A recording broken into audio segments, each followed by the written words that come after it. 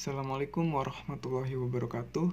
Nama saya Falah dengan NIM 181410172 dan kelas Ekonomi Syariah kelas E dan semester 5.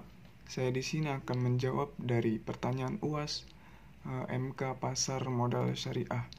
Yang pertama, paparkan kondisi perkembangan pasar modal syariah di Indonesia dalam masa pandemi COVID-19 pada tahun 2020. Sebutkan sumber datanya. Oke. Menurut Kompasiana, di tengah pandemi COVID-19 ini pertumbuhan pasar modal syariah tetap menunjukkan indikator yang positif. Memasuki bulan Ramadan, para investor dan calon investor bisa mulai mencermati saham-saham syariah berkinerja baik, yang saat ini seperti saham lainnya sedang dalam posisi harga yang relatif murah. Jumlah saham syariah yang tercatat di Bursa Efek Indonesia atau bisa disingkat BEI terus bertambah. Per 23 April 2020 terdapat 446 saham syariah atau 64,5% dari total saham yang tercatat di BEI, dengan kapitalisasi pasar saham syariah mencapai 2,774 triliun. Dari 26 saham baru yang tercatat selama triwulan pertama tahun 2020, sebanyak 17 saham atau sekitar 65%-nya merupakan saham syariah. Lalu nomor 2, yaitu pertanyaannya, jelaskan bagaimana untuk menjadi investor di pasar modal syariah Indonesia yang tidak menyalahi prinsip-prinsip Islam dalam berinvestasi.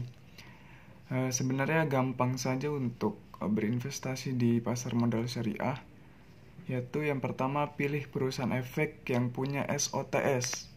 Kamu bisa memilih perusahaan sekuritas yang telah memiliki syariah online trading system, lalu mendaftar secara online pada laman perusahaan sekuritas tersebut.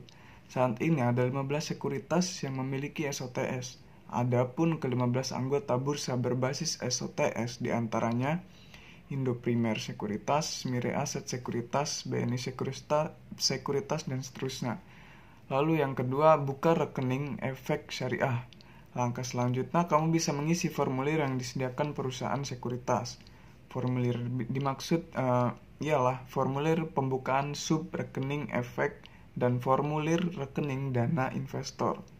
Lalu yang ketiga, cek konfirmasi menjadi investor. Kamu perlu melakukan konfirmasi pemberitahuan sukses menjadi investor setelah melewati serangkaian proses pendaftaran. Lalu yang keempat, transfer modal awal ke RDN. Setelah kelengkapan tercukupi, kamu bisa melakukan transfer uang untuk modal investasi awal. Setoran dikirim ke rekening di bank RDN atas nama calon investor saham. Setiap perusahaan sekuritas biasanya mematok deposit yang berbeda-beda, bisa dimulai dari 100.000. Yang kelima, unduh SOTS di Play Store atau di App Store. Agar bisa melakukan transaksi saham secara online, kamu perlu mengunduh dan menginstal SOTS di Android atau di iOS kamu. Ya, setelah iOS ataupun setelah memiliki SOTS, kamu bisa langsung transaksi kapan saja dan di mana saja. Oke, terima kasih. Assalamualaikum warahmatullahi wabarakatuh.